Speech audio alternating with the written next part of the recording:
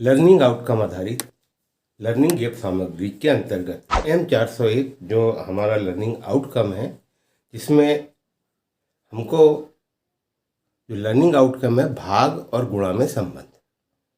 यहाँ पे भाग और गुणा में किस प्रकार के संबंध है, इस संबंध में ये वर्कशीट दी गई है। वर्कशीट क्रमांक 7 कक्षा 5वीं और विषय गणित के संबंध में।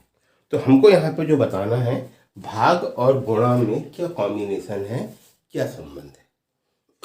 अगर हम दोनों की बात करें, भाग और गुणा की, तो गुणा में किसी संख्या में उसी संख्या को बार बार जोड़ते हैं तो गुणा का रूप बन जाता है, और भाग में किसी संख्या में से एक संख्या को बार बार घटाने की क्रिया हमारा भाग बन जाता है। मगर दोनों में अगर हम समानता देखें तो दोनों में हमको जिस भी संख्या का हमको गुणा करना हो या जिस भी संख्या का हमको भाग देना हो, उसमें हमको पहाड़े पढ़ना पड़ता है। चाहे किसी भी प्रकार का पहाड़ा हो, हमको पहाड़ा पढ़ना पड़ेगा। जैसे कि एग्जाम्पल में यहाँ पे दिया गया है 18 भागित 2 और यहाँ पे 9 गुणित 2।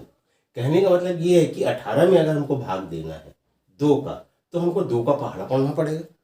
और यहाँ पे भी अगर देखा जाए कि हमको यदि 2 को बार बार 9 बार जोड़ना है, तो हमको यहाँ पे भी हमको 2 का पहाड़ा पढ़ना पड़ेगा।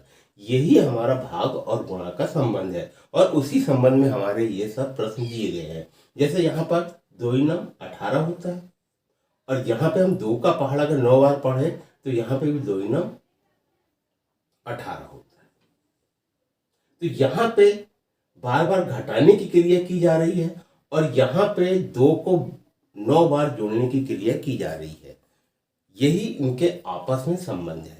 अब चलिए हमको जो कुछ प्रश्न दिए गए हैं, हम उसको हल करते हैं। जैसे यहाँ पे 8, यहाँ 8 का भाग हमको देना है 48 में, और यहाँ पे हम देखें तो 8 × 6 लिखा है।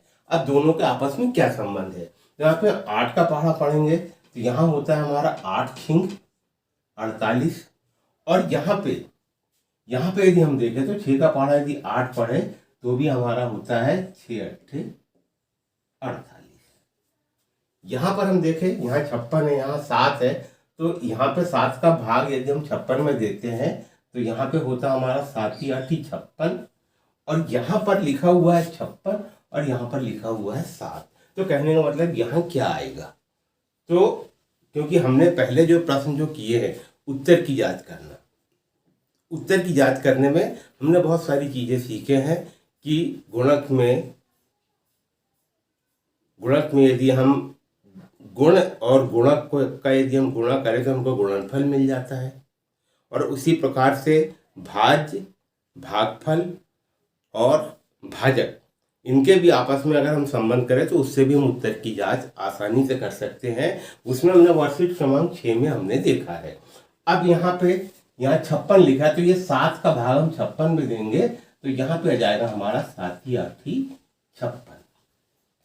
यहाँ देखते हैं 63 है, यहाँ 9 है, तो यहाँ 9 में हम 63 का भाग देते हैं, 63 में 9 का भाग देते हैं तो यहाँ पे होता है हमारा 9 × 7 = 63, और यहाँ पे हम 7 का पहाड़ा 9 बार पढ़ते हैं तो यहाँ पर भी 9 × 7 = 63। यहाँ पे 49 है, यहाँ पे 7 है, 7 का भाग हम 49 में देते हैं तो 7 × 7 = 49, और यहाँ पे 49 है, यहाँ पे 7 है, तो यहाँ पे अगर हम 49 में 7 का भाग देंगे तो हमारा 7 आ जाएगा, 7 × 7 = 49। अब यहाँ पे 21 भागित 3, तो 3 का पहाड़ा 7 बार पढ़ते हैं तो यहाँ पे होता है हमारा 3 × 7 = 21, और यहाँ पे भी 3 × 7 = 21। इस जगह पे 30 है और यहाँ पे हमको 10 का भाग देना है, तो हम जब 10 का भाग देंगे तो 10 × 30, तो यहाँ पे आ गया हमारा 30, और यहाँ 10 है और यहाँ 30 है, तो हम इस 10 का 30 में भाग देंगे तो यहाँ पर हमारा आ जाएगा 30, 10 × 30, इस प्रकार से। अब हम देखते हैं 35 लिखा, 35 भागित 7, तो यहाँ पे हम 7 का भाग 35 में देंगे तो 7 × 35, यहाँ 7 का भाग हम दे रहे हैं तो 7 × 35, और यहाँ पे भी 7 × 5 तो 7 × 35,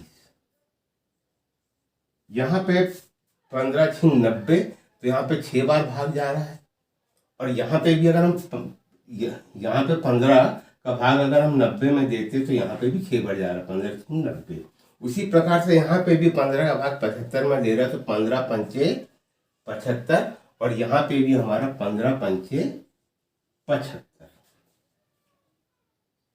तो यहाँ पे हमने देखे, अब यहाँ 80 भागित 8 है, और यहाँ पे 8 गुणित 10 है। दोनों में क्या कॉम्बिनेशन है, तो हम 80 में अगर 8 का भाग देते हैं तो हमारा भाग जाता है 10 बार, 8 दहम 80, और यहाँ पे 10 का पहाड़ा 8 बार पढ़ते हैं, तो यहाँ पे भी हमारा होता है 10 आठे 80। यहाँ पे 88 और यहाँ 11 है, 11 का भाग 88 में देते हैं, तो 11 आठे 88, और यहाँ पे 11 है गुणित यहाँ खालिस्तान है, और यहाँ 88 है। तो इस 11 का भाग यदि हम 88 में देते हैं तो हमारा भाग जाता है 8 बार, 11 आठे 88। तो साथियों, ये है हमारा गुणा और भाग का संबंध, और ये जानकारी हमको बच्चों को बताना चाहिए कि भाग और गुणा में आपस में क्या संबंध है, दोनों में पढ़ने की जरूरत पड़ती है, और दोनों को किस प्रकार से निकाला जा सकता है, और इससे ही उत्तर की जांच भी होती है। इससे हमारी उत्तर की जांच होती है। जैसे 48 में हमने 8 का भाग दिया तो हमारा 6 आया। अब 6 आया तो ये उत्तर हमारा सही है या गलत है, ये उत्तर हमारा सही है या गलत है।